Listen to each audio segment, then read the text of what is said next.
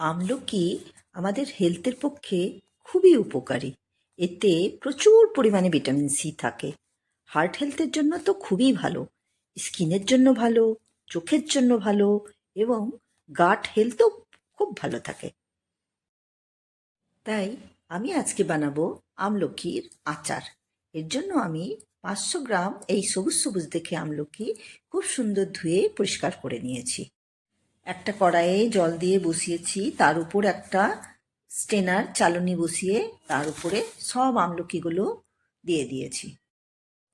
এইবারে এতে ঢাকা দিয়ে 5 থেকে 7 মিনিটের জন্য ছেড়ে দেব। তারপর দেখুন, এই যে 7 মিনিট পর দেখুন কীরকম সেদ্ধ হয়ে গেছে, খুব সুন্দর, এই যে ফেটে যাবে, বাস। আমলকি এইভাবে সিদ্ধ করলে হয় কি, এর কোনো গুণাগুণ নষ্ট হবে না। আর জলে দিয়ে সেদ্ধ করলে এর যে একটা যত নিউট্রিয়েন্টসগুলো আছে ওগুলো সব কমে যাবে আর কি, তার ফুড ভ্যালু যা আমরা ওর থেকে পাবো সেটা কমে যাবে। দেখুন কি সুন্দর সিদ্ধ হয়ে গেছে। এইবারে একে ছাড়িয়ে নেব, দিয়ে 1 ঘন্টা মতন রোদ পেলে ভালো, না পেলে একটু ফ্যানের হাওয়াতেই একটু ছেড়ে দিলে ব্যাপার, ওর যে জলটা, ওর ময়েশ্চারটা অনেকটা বেরিয়ে যাবে। চলুন আমলকি ফ্যানের হাওয়া খাক, আমরা ততক্ষণ মশলা তৈরি করে নিই। তার জন্য 1 চা চামচ নিলাম কালো জিরে, 1.5 চা চামচ জোয়ান, 1.5 চা চামচ মৌরি, 1.5 চা চামচ মেথি, 1.5 চা চামচ সাদা সর্ষে, 1.5 চা চামচ কালো সর্ষে। এইবারে কড়াইটা লো ফ্লেমে রেখে গরম করে নিয়ে একে একে সব মশলা লো ফ্লেমেই ভেজে নেব। আমি যে অর্ডারে মশলাগুলো দিচ্ছি সেই অর্ডারেই চেষ্টা করবেন ভাজার। প্রথমে দিলাম মেথি, তারপরে মৌরি, হালকা একটু টেলে নিয়ে এইবারে এতে দেব কালো জিরে, তারপরে দিলাম সাদা সর্ষে, কালো সর্ষে, একটু নেড়েই অফ করে দেবো। অ্যাকচুয়ালি এই ভাজলে কি হয় না, সব ময়েশ্চারগুলো শেষ হয়ে যায়। জোয়ানটা একবারে আলাদা করে ভাজবো। এই যে একটু টেলে নিলাম, দিয়ে এইবারে একেও আলাদা করে রেখে, জোয়ান বাদে সব মশলাগুলি মিক্সি জারে ডাস্ট করে নিলাম, তবে ফাইন ডাস্ট নয়। আমার আচারের ভাজা মশলা কড়াই গ্যাসে লো ফ্লেমে বসিয়ে এইবারে এতে দিলাম সর্ষের তেল। সর্ষের তেল যেই গরম হয়ে গেল, দিয়ে এইবারে এতে দিলাম একটু হিং, বাস। এবারে সঙ্গে সঙ্গে গ্যাসটা দেবো অফ করে। ভেজে রাখা গুঁড়ো মশলাগুলো নিলাম, সেই জোয়ানটা আলাদা করে রেখেছিলাম এটাও ক্রাশ করে নিলাম।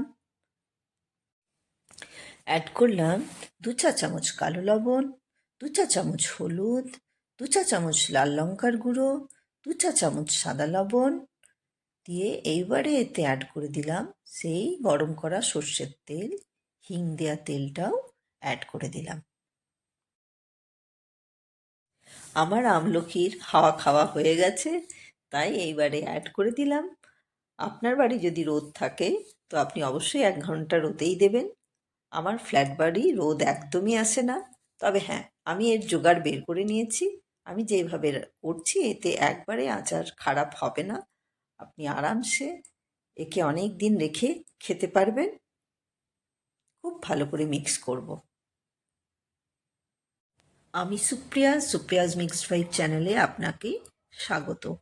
যদি এখনও আমার চ্যানেলটি সাবস্ক্রাইব করেননি তো অবশ্যই আমার চ্যানেলটি সাবস্ক্রাইব করুন, লাইক করুন, বেশির থেকে বেশি শেয়ার করুন, যাতে আমি যে এই রেসিপিগুলো করছি আমিও একটু এন্থু পাই।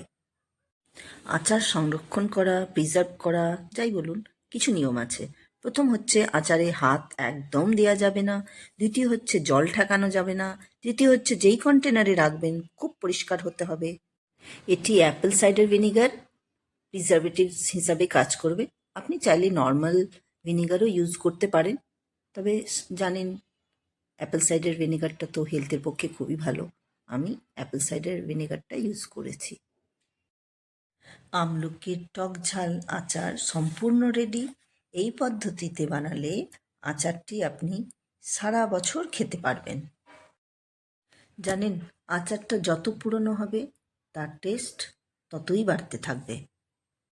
এইবারে আমি এয়ারটাইট কন্টেনারে আচারটি রাখবো।